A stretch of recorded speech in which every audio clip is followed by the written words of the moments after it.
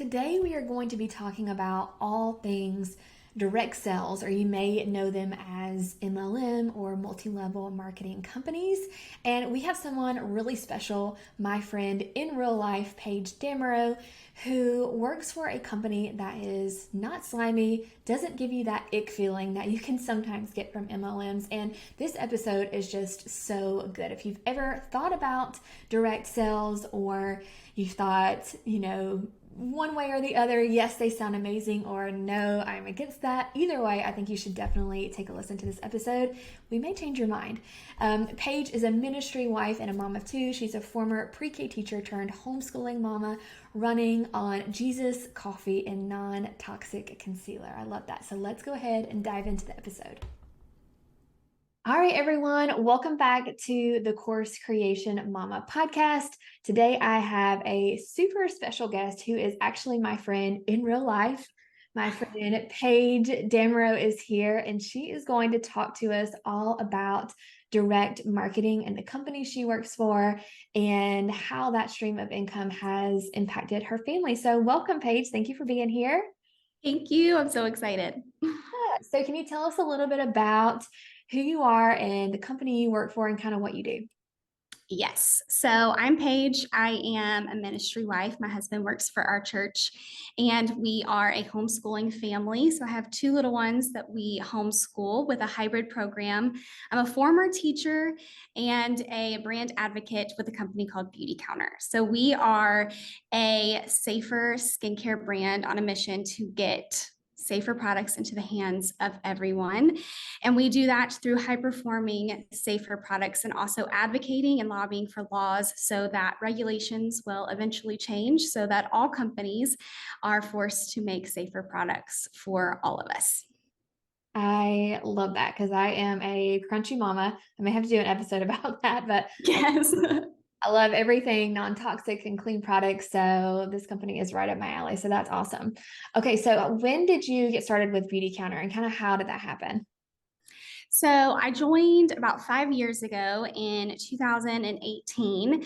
My son was one, and I was really wanting to stay home, but I also was just really trying to find that supplemental income as a ministry family. And I taught pre-K and kindergarten at a little private preschool. So I just felt the need to supplement that income so that as my 3-year-old was starting to get into things like dance and having two kids, our family is in Texas. We're here in Georgia. My mom was battling breast cancer. I felt a lot of need just to want to be home more with my family, but also need to bring in more income.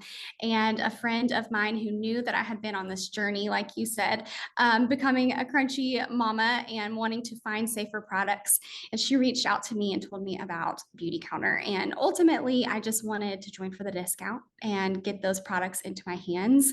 But I did think, like, okay, so if I do sell a little bit, if I do get my friends and family on this, maybe this is a way that I can pay for dance and buy all of those kind of extra things, but that also felt really essential to our family. Yeah, I feel like that's how a lot of mamas start out with a side hustle. They want to be home with their kids, or they at least want more freedom and flexibility with their finances. And maybe even if they are already a stay-at-home mama, they just want to feel like they are contributing in some way to the family. So I think that's how so many moms get started with side hustles, which is great. It's a great why, it's a great purpose behind wanting to make some extra money. I love that. Okay, so let's talk a little bit about direct marketing. I've heard it called multi-level marketing or MLMs, and sometimes they get a bad rep. Hear pyramid scheme and, there's just, it can be a little, risky, I guess, knowing what company is legit and what company is not. Can you speak to that a little bit? Yes, I 100%. This industry has an ick factor, and it is because of some companies who did it wrongly, honestly. And I think there's misconceptions because over time it has changed, and it's not our mama's MLM that we were first hearing about whenever it kind of came on the scene. And I think there's probably about three things that I think, if done wrong, make it that ick or the risk that you said. And one of them is having inventory in your house. So, one of the things I love about Beauty Counter is that we don't have to spend money and we do not have to carry inventory.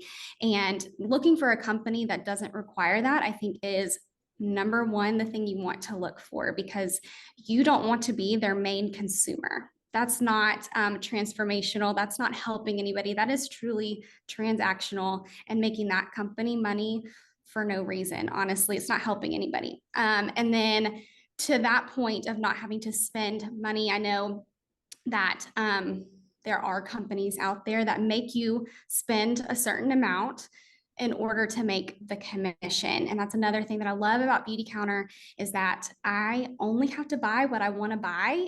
Personally, I buy what I want to use and share with other people. I have friends in this industry who are super makeup junkies and they have every single shade, and I don't. I just have the shades that I wear personally, but I don't have to spend a single dollar a month to make commission.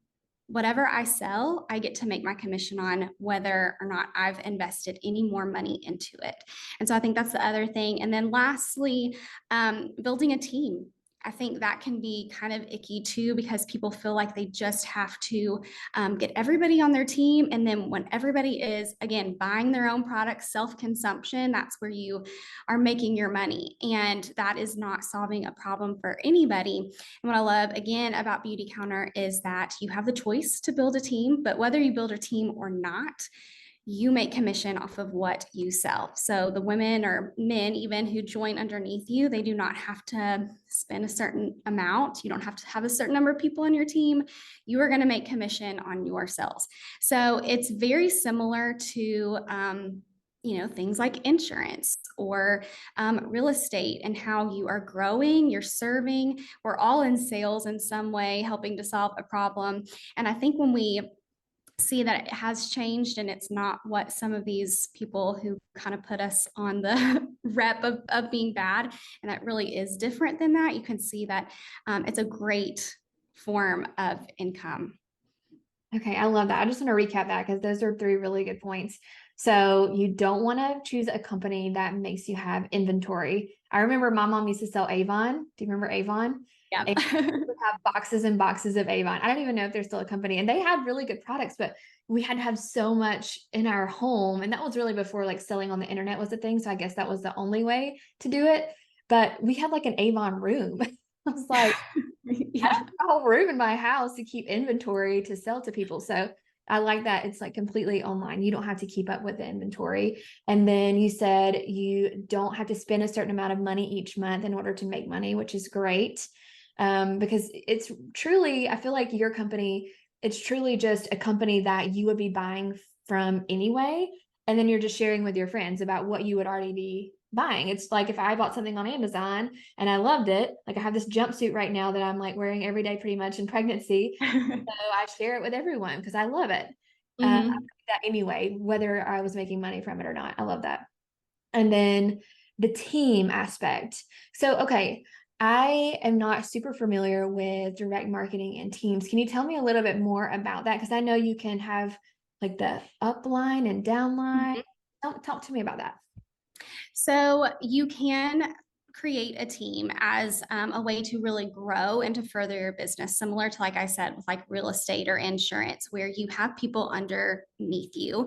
And so if somebody joins your team, they are going to do the same thing you're doing. They're sharing products that are helping solve a problem. Our problem is finding products that work to solve skin issues that are also safe and not harming your body.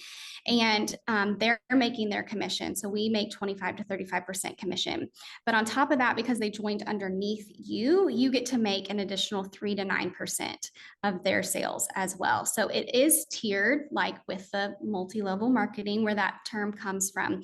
But I think what makes it so different than the ick is that if if you were like, you know what, I don't want a team. I don't think I want to go into that part of the business, maybe ever, or maybe just for a season, you still get to make your 25 to 35% commission. And like what you were saying about, this being a company that you would probably buy from no matter what, Beauty Counter is different. We are a multi-channel business. So consultants, brand advocates are the largest way to consume Beauty Counter through sales. But we have a website that you can buy straight from the website, just like you were buying from Target or Sephora. We have a few brick and mortar stores like in New York where you can go in and shop, which is really cool. And we have brand partnerships. So currently we are in Ulta and you can go shop there as well. So I think that's another thing that makes it not ick is that it's like you can support me and shop through me if that's your choice. But if you really just want these products, you can get them other ways also. I love that. I did not know you guys were in Ulta. That's awesome. Is Yeah, that that's a newer short-term brand partnership. We've done it before with Sephora. We've been in Target. We've been in J. Crew. So it's just a way to increase visibility because people still don't know who we are. So it's a way for people to try it while it's there for that limited amount of time.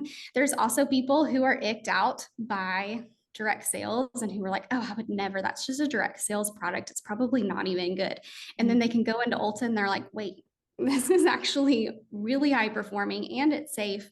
And you know what? I do have a neighbor who sells it, and I might as well give my money to her to support her family because I love her. So, Yeah, that was a smart move for Beauty Counter because it really does make them more legit and accessible, like you said. That was smart. Smart move. Okay, that's awesome. That's super helpful. Okay, so let's say that someone is listening and they are looking for a stream of income. Who do you think direct marketing would be best for? Like, what kind of person would be best for this type of stream of income?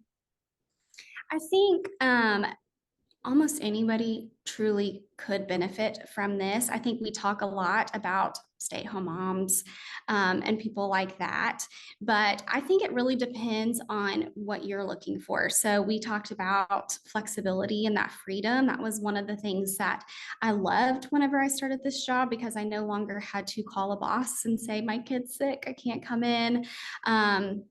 I also got paid hourly, so I don't have to lose out on money anymore if my kid is sick. So that freedom, that flexibility, that's a huge thing if you're looking for that. And obviously the income and that financial stability. So if you're somebody who needs even just a couple hundred extra dollars a month to help with groceries and gas and whatever. It's not something that you have to invest a ton of money into starting. And it's also something that you get to do in the pockets or time that you have. You don't have to be a stay-at-home mom. You can have a full-time job and still feel like, you know what, this commute to work is costing a lot more money right now because of gas, and I could use just a few hundred extra dollars. And then specifically Beauty Counter, if you are somebody who is mission minded and want that purpose and you're looking for that, didn't know I was looking for that, but I have found so much purpose and drive for this mission to help get safer products into people's hands and help to educate and advocate and help this industry better itself. So I think no matter which category you fall into, this is a great extra side hustle, supplemental income that you could add in.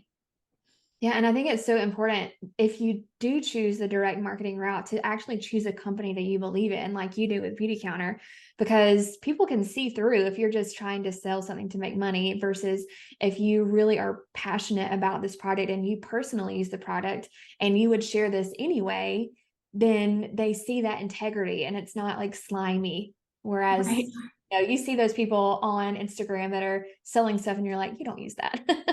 So I think that's really important with direct marketing is choose a company that you believe in their mission, you actually use their products, and you would be sharing about it anyway. And then the income is just like the cherry on top. Yeah. And I think that's really cool as we've gotten into the social media world and influencers that, for some reason we don't bat an eye to click an influencer's link, but they are just being, thrown product after product after product versus somebody who has truly researched the company using every product consistently, not just for a month to share about it. There's actually a lot more integrity, like you said, and value to find in somebody who is partnered with a company and is deciding to share what they have found helpful and that they love.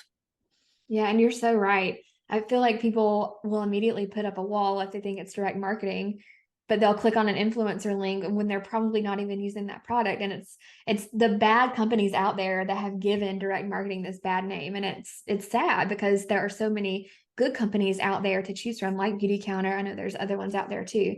Um, that does suck. But hopefully, with more companies that have a good mission and have integrity come about, maybe that kind of bad rep will go away for sure. Yeah, definitely. Okay, so you are now a stay-at-home, kind of work-at-home mom, a homeschooling mom. You are your own boss. Tell me how that transition was from being in the classroom to now kind of setting your own schedule and working, you said, in those pockets of time. What's that like? It is so nice. It definitely still has its challenges because being your own boss, my boss is very flexible and gives a lot of grace. And I have to have a little extra discipline than I feel like I used to. And businesses like this, in any way that when you're your own boss, like motivation is not always going to be there, but discipline is something that you need to build so that you can stay consistent and stay working. And it's been really nice to be able to, we always say the hours are flexible, but they are also mandatory. So it's nice to have a day, a family fun day, in the middle of the week, or a day when it's like my kids aren't just moods, and it's I can't slip away and work. And it's nice to be able to say, like, okay, like I don't have to do it right now, and I have the freedom to work around their schedule and their feelings and things like that. But it does come with challenges. I feel like whenever I was a teacher, and I really did it kind of more like in nap times. We would come home, I'd put my kids down, and I would just hustle, hustle, hustle, get it done. And then when they were up, it was back to being mom. And so it's just a learning curve to kind of figure out as kids are getting older and not having nap times anymore, and doing more activities and things, how to fit it into our life. But we figure out a way with every season. So it's been really nice. Yeah, and I think you're so right. When you are your own boss, sometimes it can be hard to stay motivated because you don't really have anyone to answer to but yourself. Right. That can be hard, but I think having a schedule, taking your business seriously and treating it like a business, not just a little side hustle, like this is a legit source of income that I'm providing for my family. And if I don't do the work, then I don't get that income. I think treating it like a business, even from the beginning, is important. I had to really work on that myself. And that takes confidence too, because in the beginning you probably think to yourself, oh, it's just a little business, but it's like, no, this is my legit business and I am really bringing in legit income for my family. So thinking about it in that way, I think can help motivate you. Yes. Awesome. Okay. So let's say that someone is wanting to start in direct marketing. I know you utilize social media and email marketing a lot to build your business. Can you speak to that a little bit? Yes. So I did not have a social media following before I started Beauty Counter and doing direct sales. I had, the same, small couple hundred people following me. It was just friends and family. And I decided, like I said, I was coming home and doing this during nap time. A lot of people do this, having like parties and hosting and things like that. And especially in that season, it was just not something that I could do. I really did need to dive into the world of social media and figure out how to make that work for me so that I could do it literally from my phone as my kids were sleeping. And so I just started being very consistent. It took me a while to turn the camera around and get on stories and actually talk. But once I did and got more and more comfortable with it, I became very consistent. And it's just a checkbox. It's an activity that I am always doing, like a non-negotiable. And over time, I've been doing email marketing pretty much the entire time, but not growing it with like lead magnets and stuff. So I started doing that recently. And I think that is a huge part of this business too. I think social media is huge because you're reaching people, even just the people in our own town that I do not see them every day, but then also people I would never know and who also need safe products. And so it's a really cool tool. And then having that email list and having that growing is huge because I don't own Instagram. And at any moment, it could go away. It's glitched before, and we've all panicked when we had no Instagram for a day. And although that was nice and relaxing, it was kind of like a wake up call that I don't own this platform. I don't own my followers, but I do own an email list. And so that's another way that I've been very consistent and had a lot of fun learning about as well. Because, like I said, I kind of started from scratch. I wasn't somebody with a huge following whenever I started. Yeah, consistency is so important. And anyone who has listened to my podcast knows I am a huge proponent of email list marketing for the reasons that Paige said. Your Instagram could go poof at any time, but you always have your email list. And the statistics show that people check their email usually before they check social media in the morning. And 99% of people that have an email address check their email every single day. So people are still using email and buying through email. So that is so important. I love that. Okay. So as you encounter changes in the industry, because I know that there are always things happening, how do you pivot your business so that you can remain successful?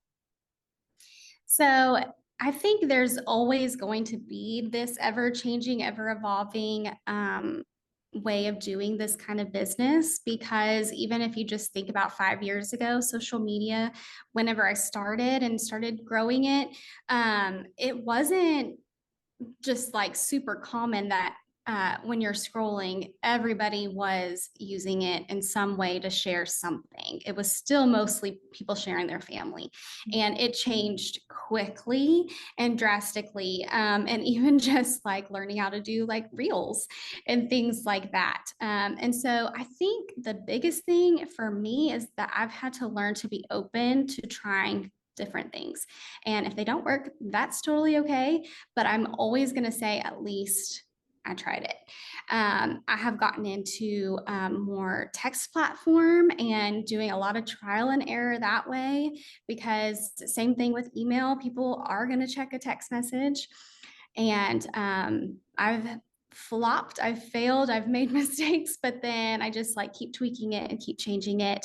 And another thing is really trying to learn sales and learn good sales strategies because I think we get thrown into businesses like this and we can even be successful for a while, but we don't really know why we're successful, or maybe it stops and it's truly that we need to learn how we are supposed to be approaching sales.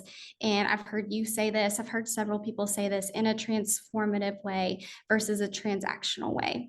And so I'm learning, I'm still making mistakes, and I'm still having to tell myself that that's okay. We'll try something new and see if that works. And if it sticks, we'll keep doing it. And it's kind of nice to be challenged in a business so that we don't get stagnant and even just give up. That's true. Yeah, and with the world of online business, there things are changing so quickly every day. So if you want to start any type of online business, you have to really stay on top of what's working and what's not, and not be afraid to fail because you will fail. It's just what do you do with that failure? How do you see that? Is it just data so that you can make a different decision in the future, or do you let that failure bring you down and make you quit? I think that's really the difference between people who are successful with online business and people who aren't. Is they take failure, they see the data from it, they make a different decision, they keep going. So important. You can't be afraid to fail. Okay. So let's say someone is interested in direct marketing. They think that they want to start or direct sales. Is it direct marketing or direct sales, or can you say both? I think you can say both. Okay. Um, so obviously the first thing that they would need to do is to choose a company that they believe in. But can you kind of just give like a simple step by step, like what would they do to get started with that? Well, I think you decide how you want to do this, whether you are doing in person, online, or both, and you just start sharing. I think that is the biggest thing that when people join, they say yes, and then they sit back and they're like, okay, I said yes, but I'm still not ready to put my face out there. And you do not have to be an expert in anything that you were talking about. Everything is figure outable, everything is Googleable, everything is learnable. And, with my business, skincare, I'm not an esthetician. I've not been professionally trained in any way. And I just had to learn these products. And I use the tools that they give us to help me find products that are right for people and their skin. I'm sure it's the same thing with you when you started and learning how to create courses. You didn't have your course to take before starting, and so it was something that you learn along the way. So I think the biggest thing, find your company, like you said, that you know that you're going to want to easily talk about the products. If you don't feel like you can talk about them, find a different avenue. And then step two is to just start talking about them, start using them, and talking about them at the baseball field, inviting people over to see them, whatever it fits into your lifestyle, your season, whatever.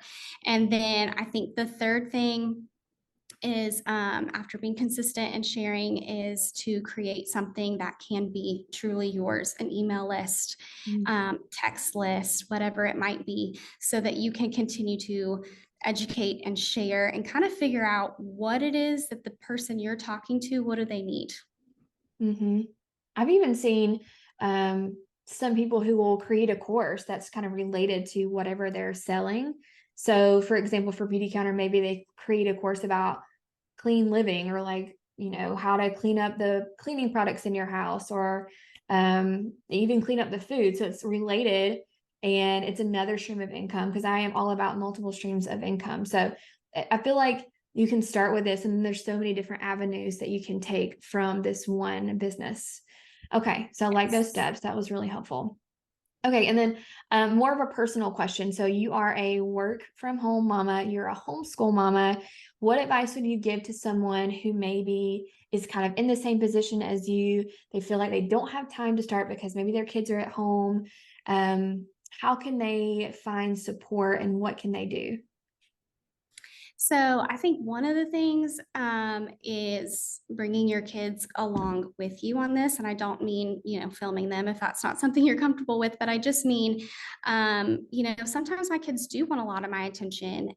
And I also still have things that I need to do. And I will invite them in. And sometimes it's that they're helping me package up some samples so that I can go drop them off with somebody and having them see what I'm doing. And just the same way that daddy leaves to go to work and he's helping people know who Jesus is, I'm at home helping people and they get to be a part of that and they know what I do. And then I think the community aspect is a huge part of that. And your community is not always somebody that you have to sell to, but I think finding people that you can even just talk about this business with, in a way of the same way you would talk about any job, and just having people who can relate to you and understand you. And I found that through our church, through our small group. And I've also found a huge community within Beauty Counter. Some of my best friends now that we talk to daily. And it's not just Beauty Counter. We talk about real life stuff. We talk about babies and marriage and finances and all of those things. And there really can be a built in community within businesses that you start like this, which is really neat. It's just like an added bonus. I think something you don't feel like you're looking for necessarily, and then you find it. And that has been a huge help for me on the days that I don't want to do it anymore, or I'm just wondering, why did I even get myself into it? And then I have somebody who's coming along beside me and who reminds me of the why that I started with and to begin with, and who can give me encouragement and help me to keep going. They're being consistent, so I'll be consistent, and it's a nice partnership. Yes, because online business can be really lonely. I didn't expect that when I left the classroom because I had, all my teacher friends and I talked to them every day and hung out with their kids and all of that kind of stuff. And then we actually moved to another town when I left the classroom. And then I was working from home and then I had a baby and it was lonely. It's like, who are my friends now? And so yeah, finding people that are doing the same thing as you. I kind of have a group of course creators that I talk to on a regular basis, even if it's online friends. Just having some type of accountability and relationship with people who are doing the same thing, that's so important to keep you motivated when things get hard, because things will get hard always. Yes. Online business, it's a roller coaster for sure.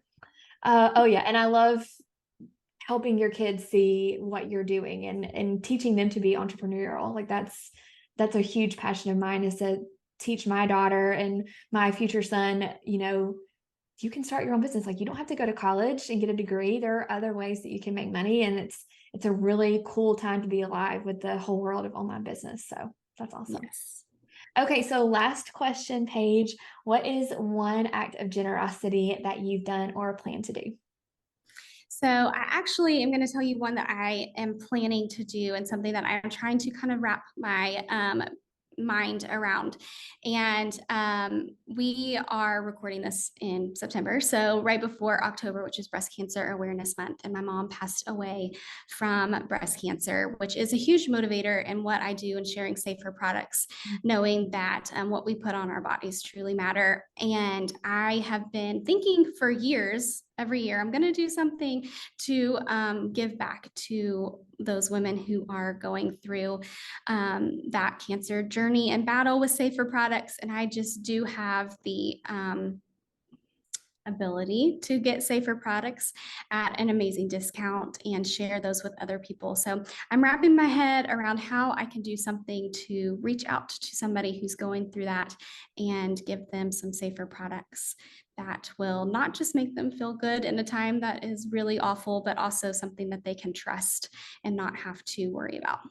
Oh man, that's awesome. That's just expanding like your business into such a bigger picture. I love that so much, because I feel like the whole heart of this podcast and every guest that I have on here, I don't want to interview people that are just making money to make money, because I want them to have a purpose, and the purpose to be to help people. And so you're helping people with your products already, but then to expand it to that, bigger purpose is just so awesome. So I love that. Thank you for sharing that. All right, Paige. Well, thank you so much. This is awesome. So tell people where they can find you. If they maybe want to join Beauty Counter, how can they get into that? So you can find me on Instagram at Paige Damerow. And then I believe I will have my free clean beauty guide attached to this podcast, where you will be able to get on my email list and get a guide that will help you to start switching to safer products. And on Instagram, you can send me a message and I can give you the full rundown on what it is like to be a part of this business. Awesome. Yeah. And we'll have both of those links down in the show notes if you want to connect with Paige further or grab that clean guide. I know she would love that. Awesome. Well, this was so helpful. I know this is going to help so many mamas who are ready to have another stream of income. So thank you so much, Paige. Thank you for having me.